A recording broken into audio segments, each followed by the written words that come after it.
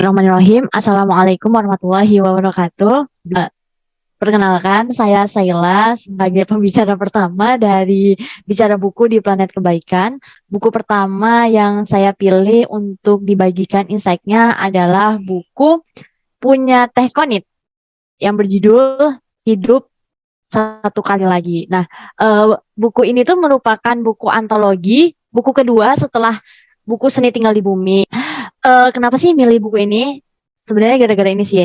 Dari pengantarnya itu udah bagus banget. Teko itu bilang, bukankah Allah tuh sering meminta kita untuk merenungi bagaimana bumi yang mati, kering, tandus, seakan-akan tak mungkin ada kehidupan lagi. Tapi rasanya kita bisa hidup satu kali lagi lewat siraman hujannya. Kan Allah tuh menurunkan dari langit air hujan, dan dengan air itu dihidupkannya bumi sesudah matinya.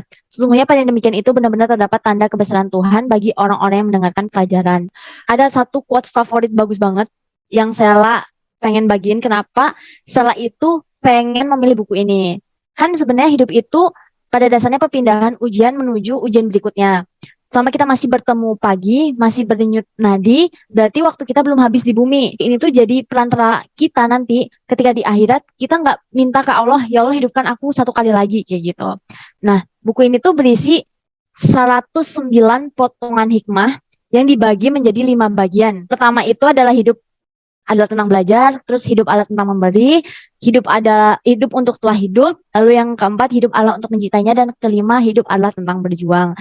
Kita bisa langsung yang ke pertama yaitu adalah hidup adalah tentang belajar. Di situ tuh ada cerita tentang aku sih manusia tanpa potensi. Mungkin selama kita hidup kita sering gak sih ngerasa kayak rumah apa tuh kayak gitu sambil ngaca mata diri di depan cermin bilang aku tuh rempahan pek misalnya gitu kan sambil ngeliatin teman-teman di bingkai Instagram kok dia udah maju banget ya, kok dia bisa jalan-jalan ke luar negeri, studi di tempat impian, terus juga bisa beli ini itu. Nah, mereka tuh punya dream life yang diidamkan oleh banyak orang. Sehingga tersisa kita hari ini di pojok sendirian sambil merenung, aku mah apa tuh, aku nggak punya potensi, nggak kayak mereka gitu. Di buku itu tuh jelasin gimana, kenapa kita dengan mudahnya bilang, aku sih manusia tanpa potensi, padahal miliaran sel saraf kita itu melesatkan informasi dalam kecepatan 430 km per jam.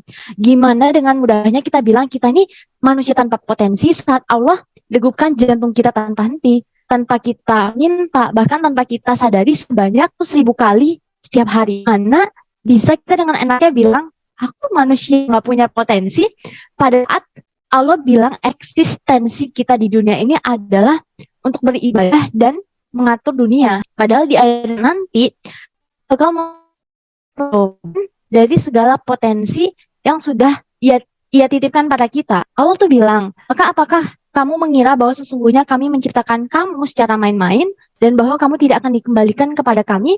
Maka Maha Tinggi Allah, Raja yang sebenarnya. Dalam surat Quran, surat Al-Mu'minun. Sebenarnya waktu baca ini tuh nampar banget karena ini relate. Sela ngerasa kayak Sela tuh menganggap diri nggak berharga. Padahal setiap ruh yang Allah tiupkan itu tuh tersimpan potensi. Masalahnya tinggal kita bisa nggak gali dan terus menggali hingga kita temukan emas terpendam di sana. Terus yang kedua adalah hidup adalah tentang memberi. Mungkin saat ini kita sedang dimarak terkait financial planning, di mana anak muda itu heboh banget bicara soal investasi. Tapi menurut Teh Konit, tanpa mengurangi segala kebaikan dari gaya hidup financial planning, Teh Koon sebagai penulis itu terlintas satu hal. Sebagai teladan terbaik manusia, Rasulullah SAW kenapa sih nggak melakukan investasi dengan harta bendanya? Kayak numbuhin kekayaan dari harta rampasan perang, terus nyimpan emas atau beli saham perusahaan-perusahaan besar. Terus juga Rasulullah justru malah menggerus seluruh harta kekayaannya, sampai-sampai beliau wafat dengan baju besi tergadai. Teh Konit mind blowing banget. Malah justru itu ya sebenarnya manusia atau investor terhebat di muka bumi itu adalah Rasulullah Shallallahu Alaihi Wasallam. Beliau adalah sejenius-jeniusnya investor. Rasulullah emang beliau nggak berinvestasi sama materi. Rasulullah tapi berinvestasi sama manusia. Seluruh harta, waktu, pikiran, dan juga jiwanya beliau persembahkan untuk mendidik dan membesarkan para asabikunal awalun. Memang harta Rasulullah nggak akan pernah cukup untuk menjaga stabilitas keamanan negara setelah beliau meninggal, setelah beliau wafat. Namun ada Abu Bakar radhiyallahu anha yang bijaksana,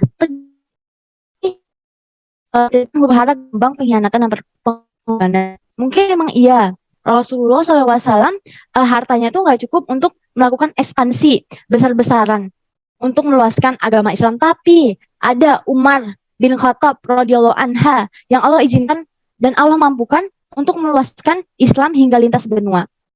Nah, merinding banget nih ya. Rasulullah emang nggak bisa waktu itu saat itu keliling dunia menyebarkan Islam. Tapi hari ini sebanyak 2 miliar jumlahnya, termasuk kita, itu adalah hasil dari investasi Rasulullah. Jadi Rasulullah itu berinvestasi pada manusia. Kalau diuangkan seluruh total investasinya pada manusia, mungkin nggak akan pernah bisa dihitung berkali lipat hingga tak terhingga. Nah, itu yang dimaksud sama Teh Koon tuh genius investor. Itu juga kenapa Allah minta kita tuh nggak boleh baik cuman untuk diri kita sendiri, tapi kita harus baik sama orang. Kita harus bisa menyebarkan kebaikan yang kita punya. Kita nggak akan pernah tahu kebaikan seseorang itu akan bertumbuh sebesar apa. Setiap pengaruh kebaikan yang orang lain ikut itu tuh menjadi pahala buat kita, rekening untuk akhirat kita, dan modal kita untuk meminta surga. Maka kata Teh Koon, selamat berinvestasi kepada manusia. Yang ketiga itu adalah hidup untuk setelah hidup. Pernah nggak sih kayak kita ngerasa kunjung jadi sosok yang baik, ngerasa kayak kita nggak bisa nih kayak jadi solihah kayak orang-orang kebanyakan, kayak teman-teman kita nggak bisa nih kayaknya bertakwa kayak mereka, imannya kuat banget, kencang banget kayak gitu. Kita juga nggak bisa jadi kayak sosok yang berakhlak mulia seperti para pendahulu-pendahulu kita. Mungkin kita lelah sama jiwa yang tak henti-hentinya merasa menyesal, tak henti-hentinya mengulangi kesalahan. Tapi kata Teh Koon, di saat rasanya sulit sekali menjadi baik, maka kita harus bersamai mereka yang baik. Bersamailah mereka, para penghafal Quran. Walaupun hafalan kita paling cepat lupanya, walaupun kita paling sulit untuk menghafalnya, tapi kita harus tetap membersamai para penghafal Quran. Tetap yang kedua, bersamailah mereka, para penggerak kebaikan. Meskipun kita paling lama gerakannya, paling banyak bercandanya, paling sedikit kontribusinya, tapi tak mengapa tetap paling banyak bergerak dalam kebaikan. Terus yang ketiga, bersamailah mereka, orang-orang yang datang ke majelis ilmu. Meskipun kita yang paling sering banyak muapnya, paling sering kosong atau gak ada catatannya, tapi tetap bersamai mereka, para pencari ilmu. Karena boleh jadi kata Teh Koon bilang gini, mungkin di antara lirih ayat suci para penghafal Quran yang kita dengar, ada keberkahan yang turun dari Allah, ada doa-doa yang cepat melesat agar Allah merahmati kita dengan kalam sucinya. Ada hati-hati yang perlahan disucikan dengan cahaya ilahi. Karena boleh jadi ketika di antara gerakan kebaikan yang kita ikuti setengah hati, di situ Allah turunkan hidayah yang akan membuat kita bergerak lebih cepat dan berkontribusi lebih banyak. Terus yang ketiga, karena boleh jadi mungkin dengan majelis ilmu yang dengan malas kita ikuti, turun keberkahan, ampunan, dan rahmat Allah yang akan membuat kita semangat dalam menuntut ilmu. Di kata Teh Koon tuh, bersamailah mereka yang baik, karena di akhir nanti manusia itu akan dibangkitkan berkelompok-kelompok dengan ruh yang serupa. Bersama mereka yang ketika di dunia sibuk untuk menangis, lelah, tertawa, benci, rindu, dan mencintai hal yang sama. Terus bersama juga mereka yang baik, karena nanti ketika timbangan amal kita itu lebih berat ke kiri, teman-teman kita tuh akan memanggil dan berdoa, ya Allah, di mana teman-teman yang sering ku bersamai di dunia. Terus yang keempat adalah, hidup adalah untuk mencintainya. Pernah nggak sih cemburu sama pohon? Waktu itu Teh Koon lagi menghafal surah Al-Fat di bawah pohon, terus tiba-tiba hujan turun perlahan berganti menjadi hujan deras, terus tiba-tiba bluk, pohon tumbang setinggi 10 meter. Di situ Teh Koon tuh bilang, selamat ya pohon gitu. Sudah selesai tugasmu, sudah selesai segala amanat yang telah Allah berikan kepadamu. Teh Koon tuh cemburu sama pohon karena pohon itu Allah ambil nyawanya dalam ketaatan, dalam zikir bersama air, dalam zikir bersama angin, beserta juga malaikat yang tentunya tak henti-henti berzikir. Dalam kebermanfaatan pohon memberikan oksigen bagi banyak manusia, pohon itu nggak pernah bosan. pohon itu terus dan terus untuk memberikan kebermanfaatan bagi manusia. Mungkin memang iya, pohon itu siklusnya seperti itu terus. Dia mungkin bosan kali ya. Kita bisa ngerasa malu sama pohon. Pohon itu selalu taat, tapi tetap tunduk dan memberikan manfaat. Padahal pohon kalau misalnya kita lihat, dia itu cuma berdiri aja. Dari kecil sampai besar, di situ terus gitu kan. Nggak pernah kemana-mana.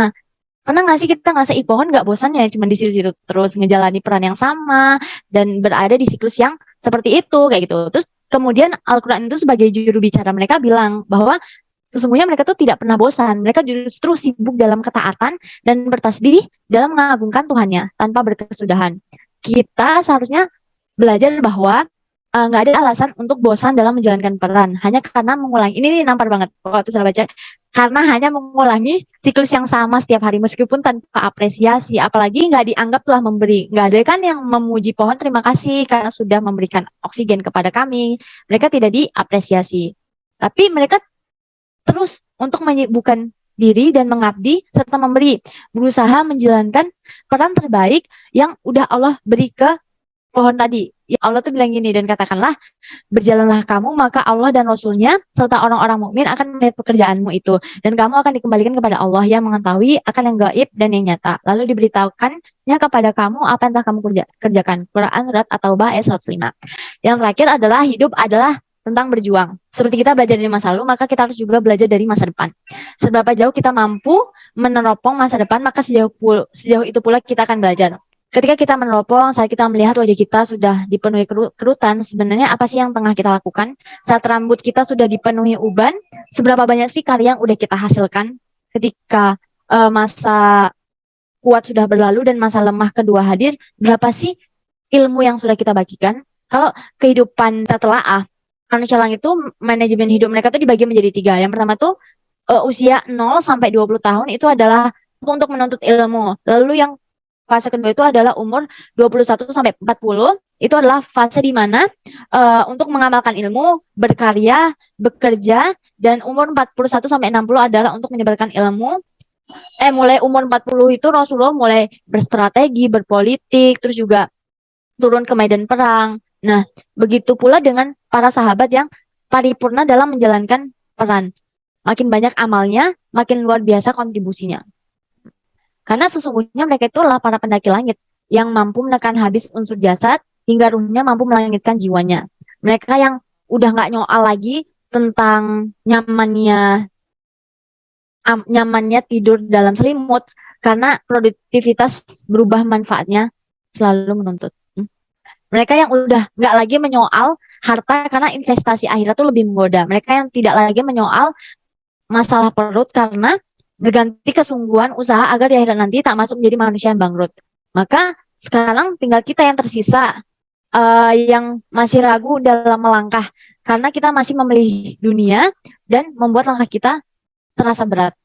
Sehingga kita harus memilih, harus mau berpayah-payah untuk kembali atau pilih nyaman tapi tertinggal di bumi. Oke, sekian diskusi dan bicara buku hari ini.